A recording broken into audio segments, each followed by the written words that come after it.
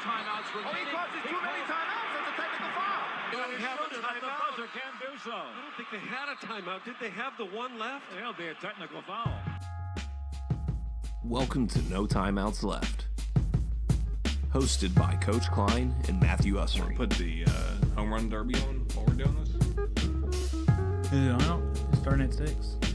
I'll put Should it be on. Yeah, why not? Anyways, welcome back to No Timeouts Left, episode 18. I'm Coach Klein, along with Matthew Ussery. We're back this week.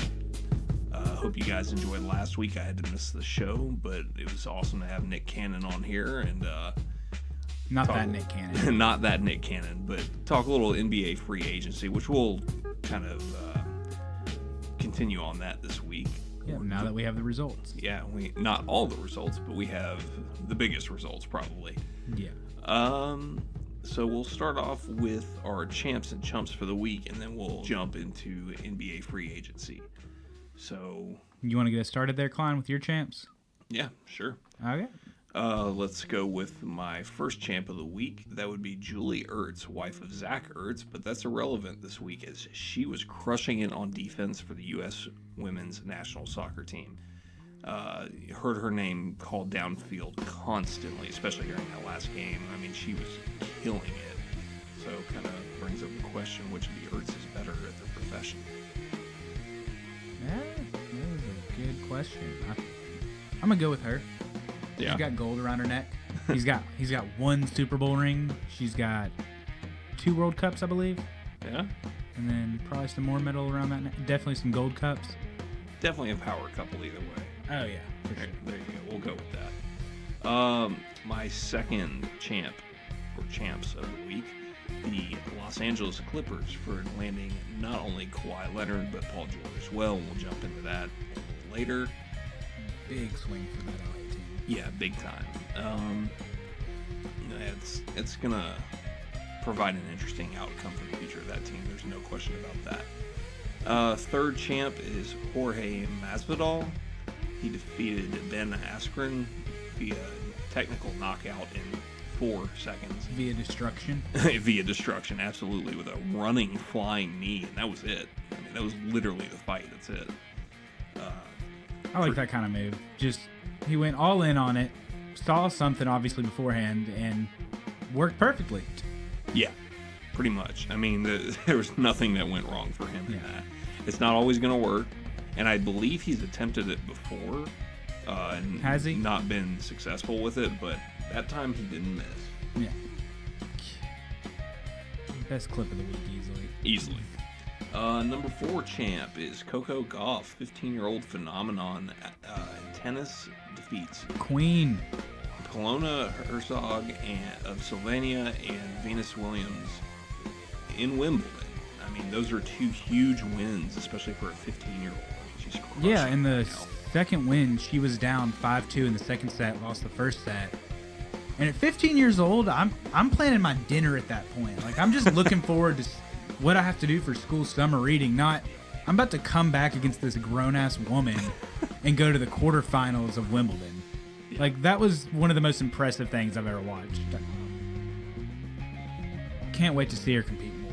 Yeah, it'll be interesting to see her future in tennis.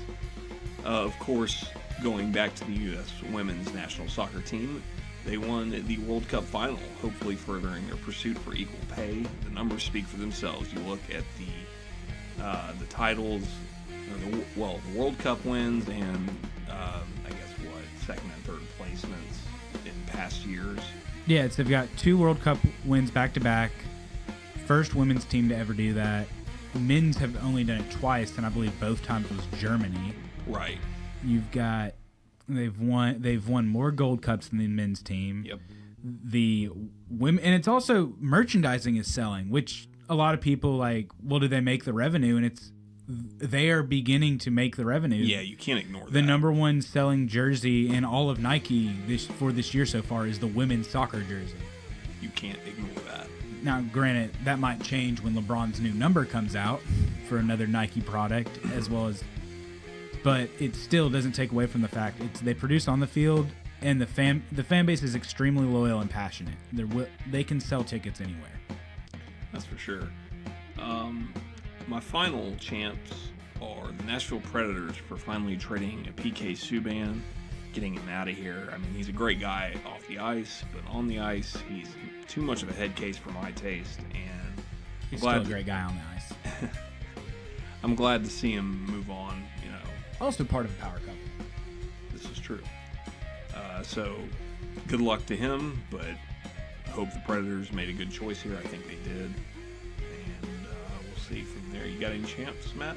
Yeah, no, I'm actually going to be Mr. Negativity this week. All I've got are chumps. A lot of y'all out there have disappointed me. That's not to say Klein's champs disappointed me. I agree with all of them.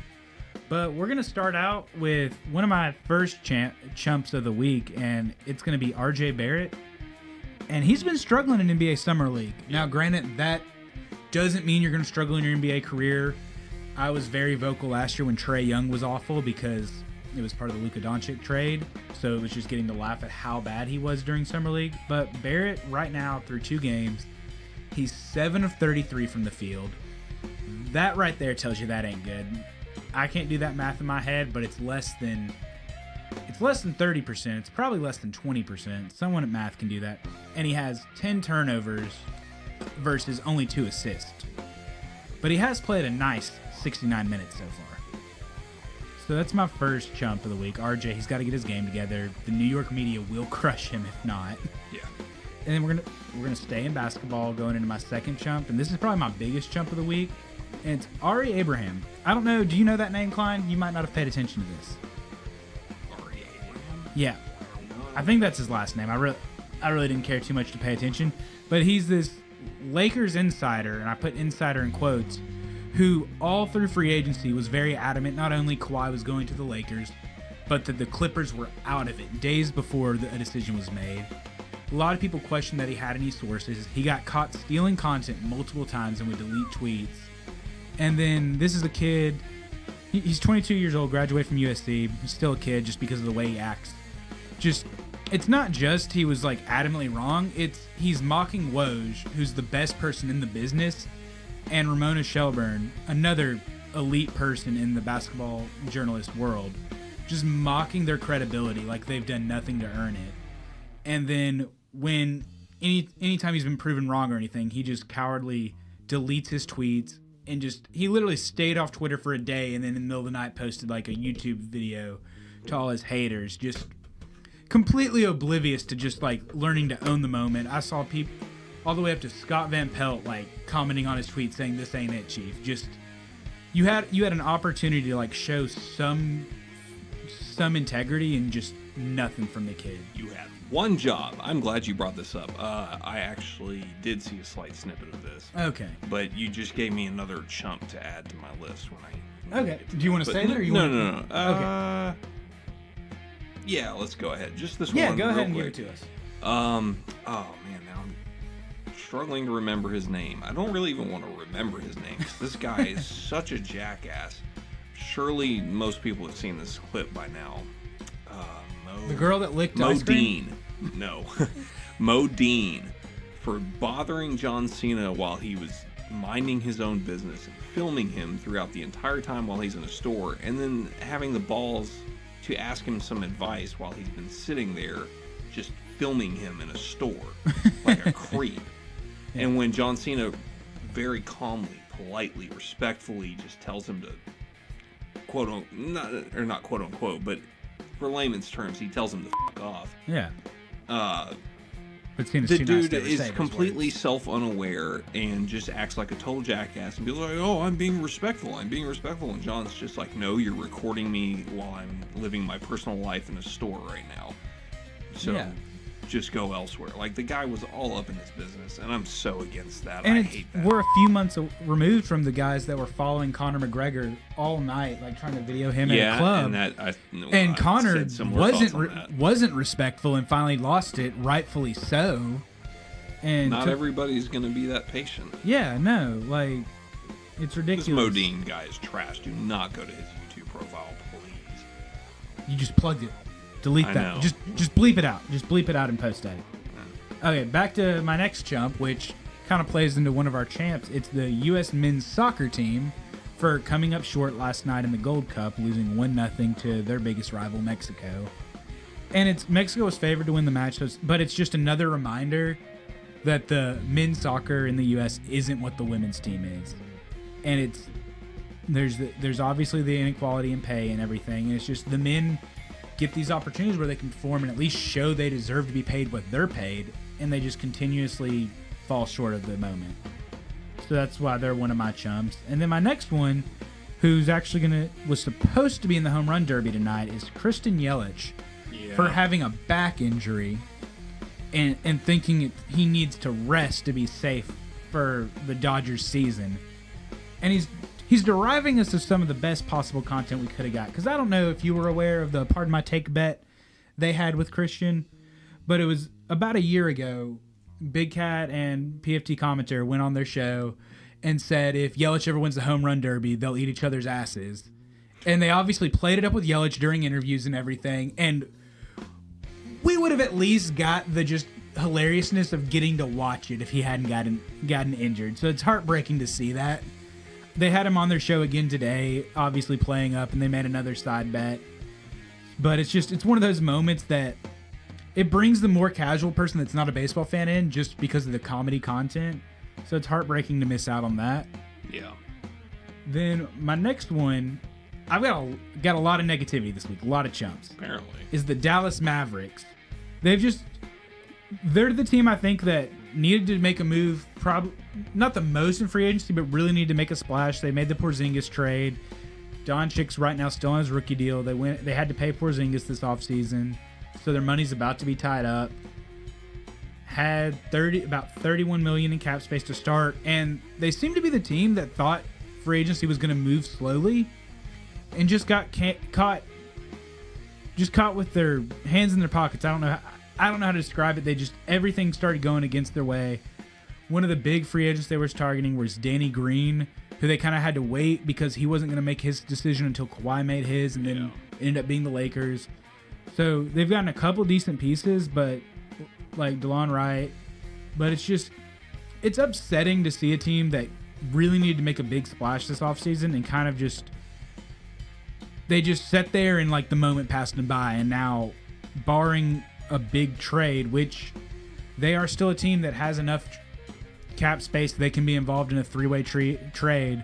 OKC's got to do something with Westbrook. Don't think he would be going to Dallas, but probably not. They're going to be a team that needs to get involved in one of these big trades as the third party and take on some kind of asset. Yeah, it does feel like they've been kind of riding the bench throughout all this. Yeah, they were waiting. I agree with you. They should definitely have been on making a move by now. A lot of their decisions were waiting on other people's decisions, and it just seems like they didn't realize how bad that could go. And it sucks as a fan to see that, but so that's kind of a personal chump. And then my next one is the NCAA for being the NCAA. Here we go. It's been I think it was about last week, they decided that they're going to start enforcing stricter transfer protocols for players that apply for the transfer waiver to get immediate eligibility. Didn't they just make it more lax? They were allowing it to be more lax during football transfers, and then for some reason, in their obliviousness to the situation, they're like, okay, it's time to start being stricter about this because these kids don't need a transfer just to transfer. But it's like, yeah, it should be the same way with a coach. If a coach can leave at any time for a better opportunity, the player should be able to do the same, because if it's for their education and everything, that shouldn't matter that they switch schools to play basketball, because they're still getting an education if we're going to pretend that's what it's about, being a student athlete. Yeah. But of course, the NCAA, just oblivious to the fact that they are the villain in the room always, decides to just enforce stricter penalties. We'll see.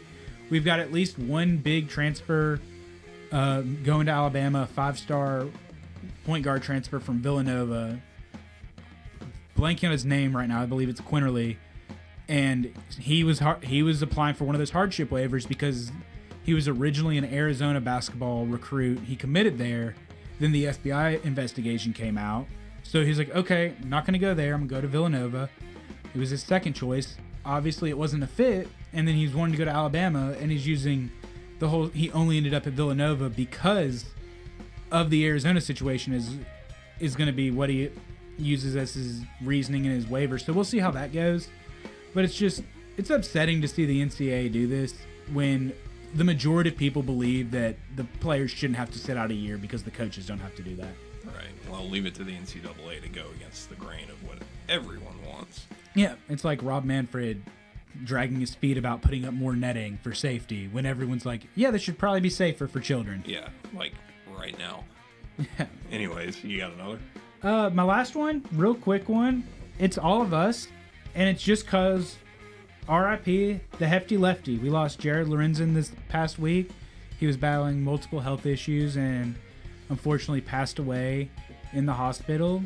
He's still holds a bunch of Kentucky football records, and it sucks to see someone go. I believe he was only 39 years old, so still young. Yeah, that was pretty shocking. He's battled health issues for a number of years. I believe there's a little short 15-20 minute documentary about him like knowing he needed to lose weight because of he was facing a lot of complications with diabetes and that stuff probably about 3 years ago. And it just sucks to see someone who, like, every time you saw him on anything, he was just so full of life and just enjoying it to be gone that early. Yeah. It's a shame. Rest in peace, Jared Lorenzen. Yeah. So that's all for my chumps of the week. What do you got for us, Klein? All right. Let's start off with the one and only, unfortunately, Lonzo Ball for being Lonzo Ball. I love you, Lonzo. Don't worry. I'm just going to leave it at... Oh, shit. LeVar. I was like... God. Leave it in. It's perfect. LeVar Ball. Sorry. I'm okay with Lonzo Ball. Your father, however... He's not great. He needs to stop talking. Period. I'm just going to leave it at that. Yeah, I'll agree. I'll agree. I don't need to elaborate on that anymore. I don't think anyone needs to elaborate on that. I think we need to give him as little airtime as possible. So moving on. I will say his wife is a great lady. Yeah, you're probably right. Yeah. Number 2, this is kind of a personal one. Tampa Bay Lightning for missing a chance at signing Joe Pavelski. That would have been a huge signing for the Lightning, filling a gap that they need to fill, and they missed out on that. Hey, y'all won the President's Cup last year, right? And that means... Hey, there are teams that'll hang a banner for that. Yeah, whatever. Anyway, number 3 is anybody who thought Kawhi Leonard would sign to a deal quickly, because it's Kawhi. And He's going to take his time. He is on his own time. He's going to take his time. And the crazy thing is just hearing everything that's come out since then. Like, people were like, oh, he's not a recruiter. He doesn't need a super team. And he was going out and he called Durant like during the season and brought up the idea to him. Yeah. And it's really interesting to see, like, nobody really knows Kawhi, and that's how Kawhi likes it. Yeah. My 4th one is All Elite Wrestling for the unprotected chair shot on Cody Rhodes at Fyter Fest. Great pay-per-view, great show. Poor choice in taking an unprotected headshot with a chair. It's something you just don't do in wrestling nowadays, or in general, knowing what we know now about CTE and concussions. And Cody Rhodes, basically the founder of the company, volunteered to take an unprotected chair shot straight to the head and got busted open bad. And they didn't respond to it very well in their criticism after the show, and it wasn't a good look. So hopefully they learn from this mistake, because that was a really stupid move. Yeah. I don't know if you saw that. I haven't seen it, but I mean, as a new company, you can't risk losing one of your faces that early on in trying to build your product. You know, the guy who's, pushing the company into existence to begin with. Yeah. You can't put him in that situation. I already mentioned my added chump, Modine. And I'll close it off with Cam Newton offering $1,500 to a man to give up his seat on an airplane. First of all, who the hell does that? Someone who's got $1,500. Man, come on, dude. Go somewhere else with that. And I would have took it. Granted, I have no idea what plane tickets costed. I believe it wasn't a cross-country flight. It was an international flight, so I have no idea how expensive it was and if that was a good tip or a bullshit tip. Look, hats off to the guy. I'm going to steal this. Credit to Living the Gimmick. Great podcast, by the way. golf clap of the week goes to the man who turned him down and said no. So, hats off to you. Buy Cam Newton, go sit wherever there's a seat available. Also, you know what, chumps? All of Cam's sponsors, what are you doing not comping him a ticket? Y'all got to do a better job getting this man to travel. Yeah, that's trash. Like, I'm disappointed in you, Under Armour, for allowing that. I don't care if you had nothing to do with this. Steph's watching. You better do better. Well, what we got next for him, Klein? I think what's next is a little bit of NBA free agency in detail. And I guess we got to lead it off with Kawhi's decision. Yeah, so kind of the last big domino to fall, but once it fell, it kind of put a lot of the smaller pieces back where they needed to go. Mm-hmm. Kawhi took his time. It came down to 3 teams, Toronto Raptors, the LA Clippers, and the LA Lakers. And what nobody knew the whole time was Kawhi made it very simple to the Clippers, get Paul George here and I'll sign.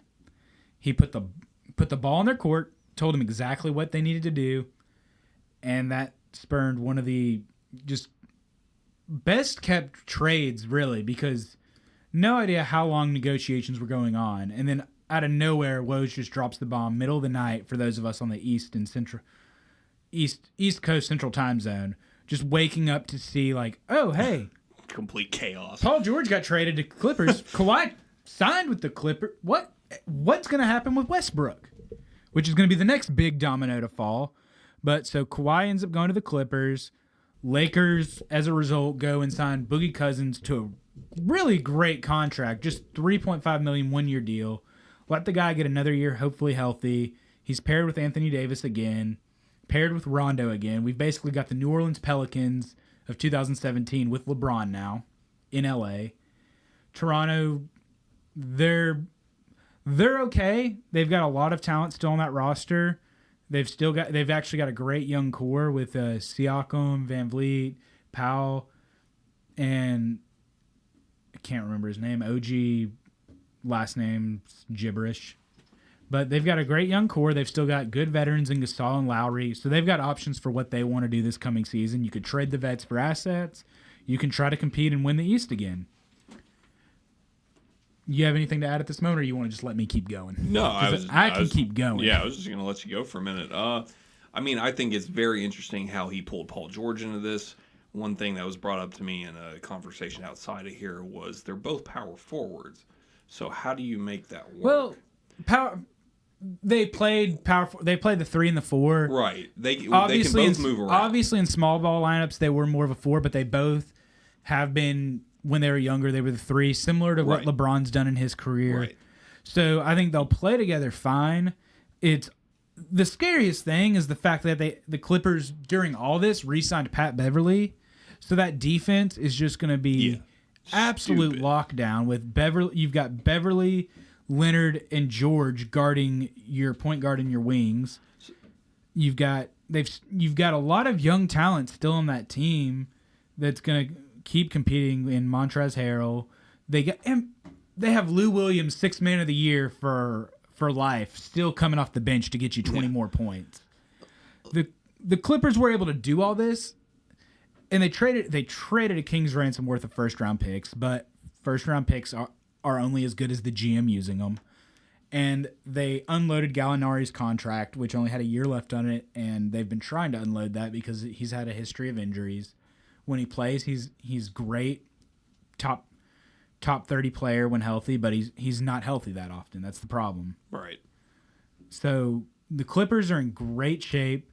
The Lakers, I would say not as much depth, but definitely a lot of interesting players. Bringing back Rondo, bringing back KCP, getting Boogie Cousins. They signed Avery Bradley today, a player I really like. I think they got Danny Green from Toronto as well. Danny Green was a big move. I'm still not that as high on Danny Green as most people. He is a great defender. He was second team All-NBA, I believe, just 2 years ago. He's a good 3-point asset. Spurs, he hits open threes. He had one bad brain fart at the end of the finals, which I think is probably hanging on my head a little too much. Yeah, maybe. But I mean, he's a great defensive player, which is what you need because nothing against him, but LeBron has not been a top 200 defender by any metric the past few years. Kuzma has not been a top 300 defender by any metric since he's come into the league. So they have a lot of defensive liabilities that are going to be playing big minutes. But having Danny Green being able to be that guy to guard the other team's best player is huge. While we're on the subject of both of these teams, I mean, does this maybe make somewhat of a point that the Lakers and LeBron don't have the appeal to free agents as they might have before? Seeing as Kawhi and, not so much Paul George, but more so Kawhi chose not to go there. I think it's a mix of the appeal, and it's also, I think Kawhi would like to play with LeBron in a setting, but it's almost, and I don't want to call LeBron arrogant, but it's similar to kind of how Kobe, who is arrogant, was, where he's like, whereas his pitch essentially, from what we've been told, was, come here and in 2 years this will be your team. Now LeBron's obviously the biggest name on that roster, but you can make the case if Kawhi did go to that team, LeBron's the third best player on that team. Yeah, I agree. Like, and just to have kind of that not necessarily a lack of awareness, because he knows he's great, he is still great. Like, he's not someone who is bad now. But to just kind of say that to someone who might see themselves as better than you and be like, hey, I've beaten you in the finals. I've got 2 finals MVPs with 2 teams. You've got 2 finals MVPs with 2 teams. Like, I'm in my prime. You're past your prime. Like, this is going to be my team now. Yeah. We don't know if that's how Kawhi looked at it. Don't want to put words in his mouth. Yeah, I wouldn't think so. But that is still, to tell someone it's going to be your team for 2 more years as part of your pitch at that level, it is insulting, because they're all competitors at the end of the day. Right. And anyone who's competitive doesn't want you kind of talking down to them about the situation. Especially with anything regarding the future of their placement with that team. Yeah. I am interested to know how the full scope of that Kawhi and Magic Johnson conversation. Yeah. Because I think Magic will always be loyal to the Lakers brand, but I don't necessarily know if he's loyal to the people that are portraying that brand right now. That conversation could have had a little more negative tone than I would tend to agree think. with that. I mean, you don't want to call LeBron arrogant. I'll call him arrogant all day. If I were playing in the NBA, judging on how he exchanges players and coaches and how he basically runs the team, I sure as hell wouldn't want to go anywhere near the LA Lakers right now. Yeah, I mean, I think as a superstar you're a little safer, but like as a role player, you're gonna be the scapegoat, and I'm not your fall guy. The scary thing now is the Lakers. They don't have tradable assets because they don't control any of their picks for the next 5+ years, so they can't trade picks for those years. They're kind of stuck with what they get right now. They're gonna have, like, Avery Bradley will be a tradable piece maybe, but their goal is gonna be they can't make moves to the buyout market unless Cousins is playing above his contract and they're able to move Cousins for a younger guy, because they've said today, it came out, the report is LeBron's going to start at point guard is the plan to start the season. And that lineup of LeBron, Cousins, Anthony Davis, we're assuming Kuzma, and then depending on who they'll start at shooting guard, possibly Avery Bradley, most likely Danny Green, now that I'm thinking out loud. But that team, when they're playing a young team on a second out of a back-to-back, they're going to have tired legs. It's just Cousins has never been an ideal athlete. Now he's 1 year more closer to recovering after a torn Achilles. He tore his quad, so he'll be a little healthier than that. But Cousins doesn't scream freak athlete. No. LeBron's he's getting up there in age. It is what it is on defense. He's not going to get better at defense. Don't forget Rondo, too. They signed him, and there's age there as well. Yeah, and Rondo's going to be coming off the bench, and also... Although I think that was only, a 1-2 year deal. Yeah, I think it's just another 1 year deal minimum. Probably a one and done. But the thing is, if this team starts out like as a 500 basketball team, Frank Vogel is not going to have control of a locker room with Rajon Rondo, Boogie Cousins, and LeBron James in it. Now, when I saw that lineup, the first time I looked at it on paper, I was just like, man, that's a storm of brewing. Like, there's a lot of talent on the team, but there's also a lot of head cases, and then I think both the Clippers and Lakers, I was talking to someone about it today, I think they're more likely to be somewhere between the 5 and 8 seed in the playoffs, both teams, than the 1 seed. And that's only because both these teams' goal is get to the playoffs healthy, nothing else matters. So there's going to be a lot of DNPs, load management, and I think it's going to be interesting when they're both in the LA media. They're both going to get criticized if they start out kind of slow, and it's like, what's wrong with this team? And the Clippers have Doc Rivers running it. They've got not that Frank Vogel's not experienced, but they've got a veteran coach that people trust and believe in. And Frank Vogel was kind of hired as, by all accounts, he's the scapegoat the team plans to eventually fire or move on from to give Jason Kidd the job. Yeah. So it's just, the Lakers are kind of a storm brewing, but they have the talent to overcome it. It's just going to be an interesting thing to watch. Personally, I don't think they will. Yeah, they'll be in the playoffs. Yeah. How far they go, it's going to depend on a lot of other teams. Not far enough. Yeah. Another team that big players in free agency, the Philadelphia 76ers, another team that went with the, hey, let's just get bigger and add talent. Yeah, let's go ahead and move over from the West Coast to the East Coast. Yeah. The East Coast has plenty of big signings as well. Yeah, we've got Al Horford and Tobias Harris re-signed, and then they went out and got Al Horford, which was a huge move. I love that move. Horford has been, by all accounts, kind of the Embiid stopper. He's done the best defense against him, and you take that away from the rest of the league now. The other thing you did is you got a smart veteran big man who, when Embiid, who struggled with his health again last year, needs rest, you can put him in the lineup. Yep. I'll say the scary thing is you can't really play Embiid, Horford, and Simmons together, at least on paper right now, because you can't spread the floor, but it's better to have all the talent the 76ers have than to not have it. Yeah, and I mean there might be some situations that call for that. I mean, not many. But I do like the signing of Al Horford to the 76ers. It should definitely, like you said, help Embiid out big time. Yeah, it's only going to help Embiid. And at this point, that's what you want to do. You want to make your superstar's job a little easier. Yeah, and Tobias and Simmons are going to, enjoy moving around the big guys like that. That's going to help them drive to the basket or, shoot from the paint, whatever they need to do to get more buckets. So. And you know what? Maybe Ben Simmons will shoot a three this year. Yeah, we'll see. Like, because if he starts shooting threes, that changes everything. Let's just be honest. Mm-hmm. And then another part of that was, since Al Horford went to the 76ers, that meant Jimmy Butler was not coming back. And probably the most surprising move, really, he went to the Miami Heat. Not really a lot of talent on that roster right now that you think is going to compete for a title. There was a trade that kind of fell through with the Mavericks where when they had to sign him, they had to move cap space. And the Mavericks thought they were getting Dragic and Jones. And then it was like, no, you're not getting these pieces. You're getting Olynyk. You're getting Olynyk. And it's like, well, we don't want that. We want this. And it was just a really awkward, like, hey, we agreed to this, but we didn't agree to this kind of situation. Like, there was a miscommunication that made a three-way deal fall through. Luckily, Miami, because at that point you have to make a deal, was able to get another team involved, got the trade done, got their guy in Jimmy Butler. Well, and I was reading earlier, too, that there might be a chance of Westbrook going to Miami. And that would be an interesting duo. There have been a lot of people speculating that could be a spot where Westbrook ends up. I believe they would have to trade some assortment of Olynyk, Dragic, and which two people they've already shown they're willing to trade. Right. And then maybe like a Justice Winslow. It'd need to be a 3-team deal, I believe, just because a lot of the pieces coming wouldn't be appealing to OKC's situation. Right.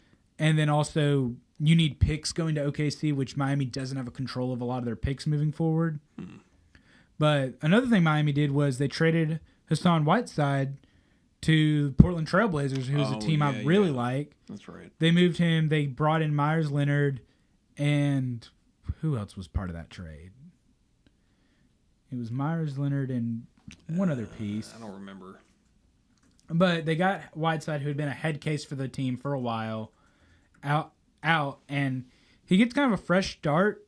He's 30 years old, but he gets to go be part of a team in Portland that understands, hey, this is Damian Lillard and CJ McCollum's team, but we need you because we need a big guy that can rebound and get points, and that's what Whiteside's good at. Man, that's going to make such a difference for Lillard. His defense is questionable, but having someone like Whiteside who can go out and get you 18 and 8 easily every game. His presence is enough. That's what you want. Yeah. Yeah, I agree with that. Well, let's kind of shift over to another big East Coast move, or a couple moves, and that would be the Brooklyn Nets, not the New Jersey Nets, as I referred to them before. Oh, they do something? They get some guys? Yeah. Yeah. They kind of did. They acquired Kevin Durant and Kyrie Irving and pulled a sign and trade with Golden State to send D'Angelo Russell over there. So that was that alone was just, I think, the biggest surprise move. Yeah, I definitely didn't see that coming. Was just Golden State kind of being like, hey, we're interested in this. Do y'all want to just do a sign and trade to take on Durant and we'll take Russell? And that kind of keeps they obviously took Russell to be that guy who he's going to basically be a fill-in for Clay. And everyone at this point assumes once Clay comes back and healthy next offseason, they'll be looking to move Russell. But you never know. He's 23 years old. He's got his whole career ahead of him, and you've got him on that. Still young. You've got him on that deal now. He could, if he plays well with Curry, they could be right back to being this ultimate small ball team in just 2 years. If you have a healthy Clay, healthy Curry, and healthy D'Angelo, all able to play together. And then on the other side of that, Durant, he's going to miss all of next season, it's expected, with his torn Achilles. But Kyrie got to go to the big city. He's in Brooklyn. He'll get to run the show for a year, see how he likes that, and then he'll get another superstar joining him after that. Sorry for all you Knicks fans out there. Yeah, been a tough time in New York right now, but hey, y'all got Julius Randle. If you squint a little, it's almost like Zion. If you ask Enes Kanter, he's Zion, he just doesn't jump. Fair enough. That's the difference. So I got to say this with all these moves. There's a lot of teams that made great moves for themselves. There's a lot of teams that lost a lot, and that would be the Raptors. That team. But yeah, I mean, Sorry. Well, you think, no, the Raptors obviously lost the biggest thing in Leonard. And then and Danny Green. I mean, that was Danny Green's two key Danny pieces Green's of a that huge team. loss as well. I guess I keep forgetting about him because it looked like Danny Green was leaving no matter what, unless Kawhi came back. Oh, Boston was my other one. Sorry. Yeah, and then Boston lost a good bit. But they were able to bring in Kemba, who. Oh, that's right. Yeah, they did. I think this is the thing I want to say about Kemba to Boston. I don't think anyone thinks Kemba is a better player than Kyrie, talent-wise, but he is the guy you would prefer to have around that young talent. He's a hard worker. He's just a grinder. Everyone remembers that run he went on with UConn in the college basketball tournament. It's probably the favorite Big East tournament I ever watched, when he hit the step-back shot to win the game. I believe it was on Friday to keep them alive in the tournament. They win the Big East tournament, then win the NCAA tournament. And it was just a real special run.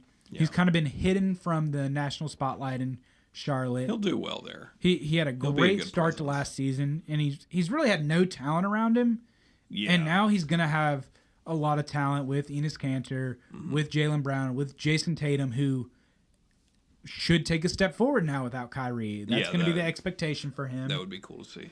A lot of people. I love their drafting of Grant Williams out of UT. He's just a smart basketball player. That is. I don't think offensively he has the skill set he needs in the NBA, but he's a hard worker and a smart player. He's looked great in the summer league already, and he's a guy that'll push Williams, who they drafted last year out of A&M, and kind of showed some laziness, bad decision making. He's a guy that's going to push him every day in the gym, and that's what you want. They also got Carson Edwards in the draft out of Purdue. A lot of people love. He's looked good in summer league, just doing what he did at Purdue. He gets up shots and gets points. Yeah. So as we kind of work on closing out this NBA segment, I got two questions for you. Yeah, go ahead. Who comes out the strongest out of the Clippers, Lakers, Nets, and Warriors? And who comes out the weakest out of any aforementioned team? I think just because of the power move it was, you got Kawhi Leonard and Paul George. Paul George is a guy that finished third in MVP voting last year. Mm-hmm. Kawhi Leonard is a guy who, if you voted on MVP after the season, would win it. Mm-hmm. You've got both those guys now coming to your city. Paul George is 29, Kawhi's 27, I believe, both just in the prime of their careers. Then you didn't have to give anything up to get them. You still got Lou Williams. You still got Montrezl Harrell. You've still got all these assets that can play along with them. Pat Beverly. They've got a complete team. I still don't believe they're going to be the 1 seed in the West. I think the Nuggets or Utah, one of these, which we didn't even hit on Utah trading for Mike Conley. Oh, yeah. Another huge get, but I think one of those 2 teams that needs to get the 1 seed is going to get it. But I think the Clippers absolutely at the end of the day come out looking the best right now. And then on the other side, it's not fair to compare them because Durant has an Achilles injury right now, but I do think the Nets come out in the worst situation solely because you're going to be without one of those stars for a year. You're in the East, which is definitely to your favor. You'll still be a playoff team, but it's just you got these 2 guys who decided apparently everyone believes back in February they were going to play together, and now it's okay, let's see if they can actually work together. So I would say the Nets out of those 4 teams you mentioned came out the worst. I think. Oh, no. I meant I. Yeah, no, I was getting. Okay. Yeah. Sorry. Out of the whole league at this point, I think. Out of teams like the Raptors and Boston who have lost a lot and not gained any. I think a team that lost everything that we didn't even really mention. Or maybe not even lost. Is the Charlotte Hornets because the Hornets lost Kemba Walker, which was like their only good point, and now they've got a terrible roster by all accounts. Mm-hmm. They need someone like Bridges or Malik Monk to really step up and become someone, or this is a team that might not win 20 games next year. Only MJ was as good as at running a team as he was at playing the sport. But the Charlotte Hornets just look dead in the water right now. I think they're in the worst position in the league. That's no surprise. I don't think the Raptors are in that bad of a situation from the standpoint that Masai had planned for this situation. They have everyone that's not a key piece of them moving forward with their youth movement will be off the roster after this season. They'll be able to re-sign Siakam. They'll have Powell under contract. They can re-sign Van Vliet. And they can essentially start over next offseason with a whole new regime. So that's why I kind of expect probably at the trade deadline they're going to be a team that moves Gasol probably. I could see them even – I still think they're going to move Lowry. I've suggested a possible landing place for him is Dallas, who's still in the hunt for a point guard. I think it'd be a weird mix with Doncic and Porzingis, but I think Lowry ends up finishing next year somewhere else. And I think they're just going to acquire assets by trading Gasol and Lowry at the trade deadline. So I think the Raptors are in a good situation. I'm trying to think of someone else that I'm not really in love with right now. The Miami Heat just kind of confused me with the Jimmy Butler move because there's not. Well, if they add Westbrook, it'll make a lot more sense. Right now, they're not in a good situation because I don't think. But they had a lot of bad contracts to begin with. Right, and I don't think Butler alone is. So you can't just. You were in a bad situation. You had the opportunity to get Butler. You get Butler. 10 out of 10 times, that's what you do. But they're still kind of like, okay, now what? I'll go back to the Dallas Mavericks, who I think kind of just had their thumb in their butt the whole offseason. And now it's like, okay, we've got $21 million in cap we can still use. There's nothing to use it on. And you're basically hoping someone calls you to be part of a trade because that's the only way you're going to improve your roster anymore at this point. Right. Well, for me personally, I'm going to say that I'm not going to say Golden State came out the strongest, but I'm going to say they came out pretty strong considering where they already are. And they didn't lose too much. You gain kind of more of a future there in getting D'Angelo Russell rather than keeping KD. Yeah, they've kind of had a youth movement while still staying relevant by getting Russell. Right, and that's not a bad thing. That's actually a great thing if you want to keep a dynasty like that going. I will say, to me, the strongest is probably the LA Clippers. Yeah. There's a lot to build with there, and a lot of talent, and not too old. So that's great. My biggest losers have got to be the Knicks for not doing a damn thing. Being the Knicks. Yeah. That's what they did. And I'm going to say Boston, too. I mean, they got Kemba, but I think they're going to be hurting a little bit for just for a bit. I think it's going to take a little bit for all that talent to continue to mesh, plus Kemba. But once they do, I think they'll be fine. I just think for now it's going to be a little bit of a dip in the action for them. But anyways, with all that, we're going to take a quick break. We're going to hear from our advertisers at Rise Up Podcast Community, and we'll come back, talk a little NHL free agency, and then we're going to play catch-up on some Chance versus Chumps of the listeners and the fans out there. And once we get caught up with that, we'll close out the show, and we'll be back next week. I'm Ty Yeager, and I want to introduce you to the Rise Up Podcast Community, a community for podcasters created by podcasters, dedicated to the promotion and growth of podcasts everywhere. Rise Up is not a network. There are no contracts and no control over your content.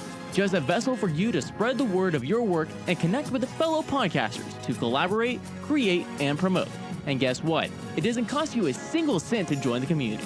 Join the Rise Up Podcast community today by visiting our website at bit.ly/RiseUpPodCommunity and follow the community on Twitter at RUPodCommunity. Again, that's bit.ly/RiseUpPodCommunity and at RUPodCommunity on Twitter. Come and join the community of podcasts and rise up with us. Rise Up Podcast Community. All right, we are back, and we are ready to talk some National Hockey League free agency. We'll touch on it for a bit, and then we'll head into our fans, champs versus chumps. We'll close out the show from there. Let's start with, we got to start with our local Nashville Predators. Yeah, Preds win free agency, right? They got their guy. I don't know about that. Hey, they got their guy. I mean, I'm not saying, well, we'll get into it. They got their guy. Yeah, kind of. So they got rid of guy. They got PK Subban and sent him to New Jersey for two players, Steve Santini, who's a bit of a veteran, and then Jeremy Davies, who's a young prospect. Not a bad player. Also got a second-round pick in the 2020 draft. But they went out and acquired Matt Duchene, who is a great talent in my eyes. He's going to help shift some lines around, which will help better place some of the younger talent on other lines for the team. More particularly, Kyle Turris will probably move down to the fourth line, and that's going to be a great spot for him. Yeah, it's a rare thing for Tennessee sports where there's the consensus guy everyone wants the team to go get. The team goes after him, and the team gets him. Yeah, that's true. It's just that doesn't really happen. It was a win-win for the organization and the fan base, which is Tennessee sports didn't always get that, but the Preds seem to be the team that's able to deliver that whenever the opportunity comes up. Mm-hmm. This is true. Let's see. We also have the bread man, Artemi Panarin. He got that bread, and he signed with... Huh? He got paid? Yeah, he got paid. He signs with the New York Rangers for a 7-year, $81.5 million contract. Get that money. And at the end of this, I'll kind of go into a little bit about some of these contracts. I think it's a great fit, but at what cost? You're paying a lot of money for him, and it's going to create some immediate cap issues for them. So they're going to have to deal with that immediately, pretty much, and they don't have a lot to play with. So, of course, you filled one gap with a star player, but you got to have the depth, and you got to have a little space to work with down the road, too. Yeah, you're in win-now mode when you spend all your money. Yeah, true. But typically in hockey, win-now mode is a little closer to the trade deadline. Yeah. Well, I mean, the season as a whole, win-now mode. Like, right. This is your window. This contract, these first few years of this contract, that's your window for a real title chance. But it's a long season, and injuries happen, trades happen. Yep. So we'll see how that plays out. Dallas Stars pay Little Joe Pavelski, a great defenseman, longtime San Jose Shark, 34 years old, 3-year, $21 million contract, and they make him, quote-unquote, Captain America. 34 years young, sir. Yeah. Please respect the man. Well, I do respect him. I wanted him to come sign with Tampa. I think Pavelski's a great talent, great story. If you don't know it, go look it up. It's a great story to see him go from, like I just said, basically, quote-unquote, Little Joe to basically Captain America for, I guess, what you could call America's team, but not really in hockey. So I think that's a great move by them. They definitely need a star defenseman to help out Ben Bishop in the goal. Ben Bishop, who has kind of rediscovered himself in Dallas, former Lightning and also LA Kings goalie. They got pretty deep in the playoffs, especially off of his play this year. Yeah. So That's one of those positions I feel like in sports more than any is goalie and hockey. Just sometimes that's all it takes is a change of scenery. Yeah. And you reinvent yourself. And then it's also the most vital just for the playoff run. If you've got a hot goalie, you can do anything. And what an insane position to begin with. Yeah. The Florida Panthers pay Sergei Bobrovsky, goalie, former Columbus Blue Jacket. Great goalie. I don't remember the details on his contract numbers. Well, he went to an imaginary team. There's no actual Florida Panthers. You made that up, right? No, that's real. What are they, like a minor league team? No, they're definitely not. I believe longtime hockey player Jaromir Jagr just finished his at least NHL career with them. He can't be done with hockey yet. He is signed to a 7-year, $70 million contract. I mean, and that's what I'm going to get into here in a second. Or actually, I'll go ahead now. Yeah, let's hear it. It's awesome to see hockey players finally get paid. Yeah. These guys have never really been paid enough, in my opinion, and these contracts are huge and well-deserved compared to any other sport. It's well-deserved. And I'm not putting hockey on a pedestal here. I'm just saying that it's ridiculous as much as they put their bodies on the line, as hard as they play, that they don't get paid like other guys in other sports. Yeah, and the NHL really hurt them, I think, in the early 2000s during their blackout and then they signed the deal with Versus. That was 2004-2005 season. That was the year after the Lightning won the Stanley Cup. And they signed the deal with Versus, and it really just hurt their ability to grow the sport, being on a channel the average person doesn't even know exists. Right, yeah, they lost a lot when they lost all those TV deals, and it took them a while to rebuild. I even fell out of love with the sport because of that, because I couldn't watch it as readily available as I could before, and I loved hockey as a kid. And once they got back on track and everything started heating back up, bam! Now right we're back starting to see the money start flowing back to the players like it should be. And it's even better. So yeah, because I saw a stat recently, and it was breaking down like the highest paid player in like 2000 in each sport versus 2019, so almost 20 years. Mm-hmm. And it was hockey, like it barely moved, but it's because of this bad deal the league made back in the early 2000s, and now the league is finally getting that point where it's going to recover and they're going to start getting more of the revenue. So just to go off on a little tangent there. No, that's perfectly. I mean, I don't disagree with that at all. And I'll close this part out saying the clock is ticking for New Jersey Devils Taylor Hall. Now that they have PK Subban up there, it's going to be hard to keep both. You might want to move him. It depends on if he wants to stay too. I mean, it's just there's a lot of factors that go into this. Taylor Hall's a young, great talent. He's been solid for a few years. I'd kind of like to see him in a scenery change. I'd love to see what he does elsewhere. But I mean, if he stays with New Jersey, that's cool too. It'd be pretty awesome to see him play with PK. Yeah, I want to at least see him give it a shot. Yeah, definitely. You got anything to add to NHL free agency? Preds win free agency. They got their guy, Matt Duchene. Preds 2021, start engraving the cup. That's 2 years from now. See, I'm even being generous. I'll even throw in... I'm not even guaranteeing it'll be back-to-back. I'm just saying 2021. Yeah. Well, I'll even throw in that Phil Kessel got traded from the Boston Bruins over to the Arizona Coyotes, Phoenix Coyotes, whatever they are now. I was about to say, are they Arizona for the moment? I don't know.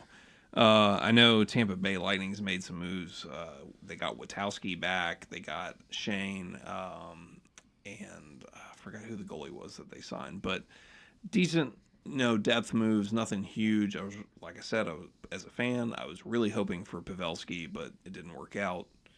So anyway, with that, we'll conclude NHL free agency, and we will hop into your champs versus chumps. Let's hear them. What do these people got for us this week, Klein? Let's see. We'll start out. I think they were all sent in on Twitter this time. Now, some of these are from about 2 weeks ago, and some of them are from this week. So, but we still respect you all, so we'll give you absolutely. We appreciate the listens, the participation. patronage, the brotherhood, whatever you want to call it. And we'll get caught up here. So we'll start off with @BallifyNBA on Twitter. They had 2 separate ones, but we'll put them together. Their champs are Canada. I'm assuming that was for winning the title. For winning the NBA title. Right. You're still champs Canada. And then after that is Kawhi. So I'm assuming that's for him making the move to LA and getting the big contract. I was going to say that could be all of it involved. Or his playoff run. Yeah, just Kawhi in general. He was king of Kawhi. He's king of Kawhi. That they changed. Canada is now called Kawhi, even though he doesn't play there. It's really awkward. But he is king of Kawhi. He is. I'm just, you heard it I'm here stuck first. We're trademarking that as a T-shirt. King of Kawhi. But yeah, I mean, he had the great playoff run, great finals MVP. Now he got paid. He's got his new team with the Clippers. That's looking great. Kawhi's just winning on all aspects of life right now. Yeah. And he wears New Balance. Yeah, that's true. I forgot about that. That's right. Us dads out there are real winners. You know who else wore New Balance this week? You. Coco Gauff. Oh, really? Oh, well, yeah, that makes sense. Yeah. At least her headband was. Don't know about the show. Their Ballify's chumps start off with Danny Ainge. I'll just let you take that one. Yeah, I mean, I think that's another pretty straightforward. Danny Ainge, it's been the talk for so long now. You've got the assets to make these big trades, make these big moves, and then he was caught just sitting on his hands again, where it's like he doesn't want to give up the assets for the chance at making a run. The Anthony Davis situation, AD and his camp were just like, we're not coming there. It's not going to happen. So Ainge just he's been hyped up as this really crafty guy for a long time, and it's starting to be realized that it was a tad overhyped. He still is a great GM. He's not going to make a bad trade, but he's only going to make a trade when he is sure he's won it. Yeah. And just in a team that needs to make moves immediately because of cap situations, that can be very frustrating.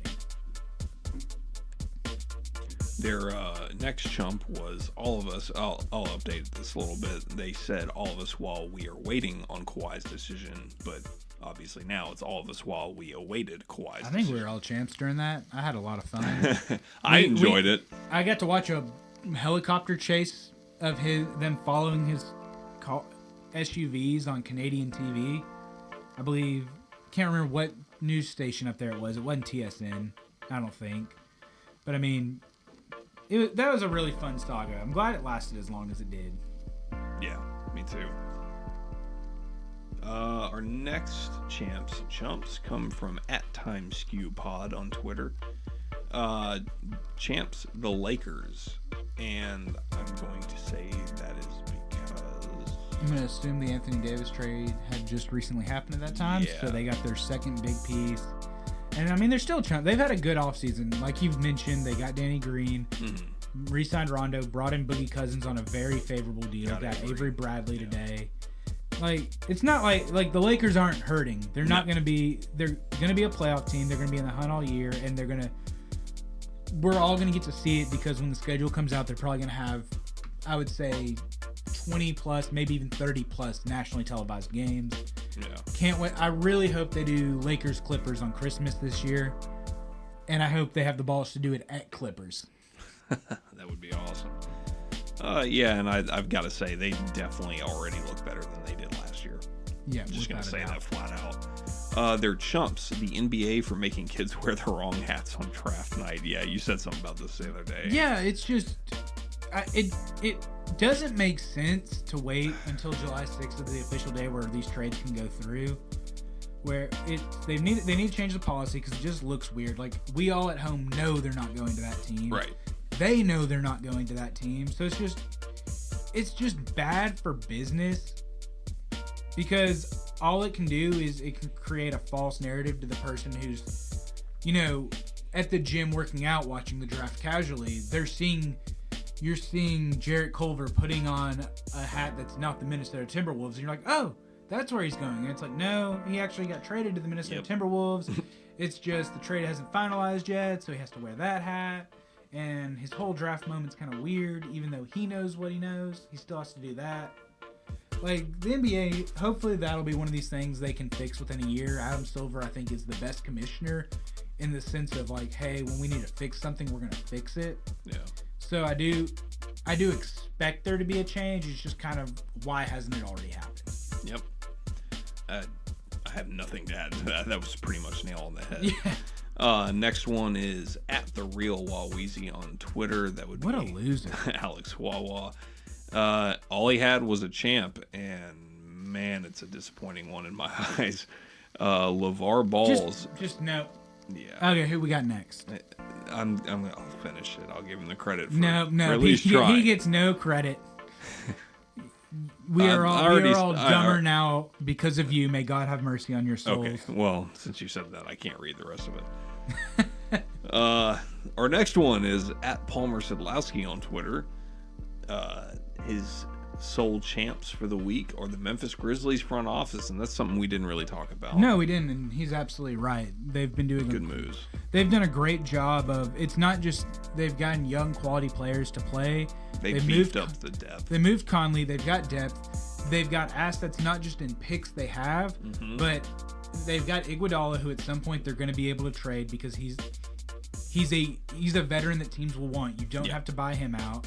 I believe they're going to buy out Korver, but that's another one where they've made all these moves very similar to the 76ers during their rebuild, where it's like we're going to get assets and we're going to be able to compete in a few years, and they're still going to have a fun product on the team with Ja Morant and Jaren Jackson Jr. Right. Because that's an exciting young core they've got, and the expectations aren't for them to win anytime soon, which in a absolutely loaded Western Conference right now, that is fine.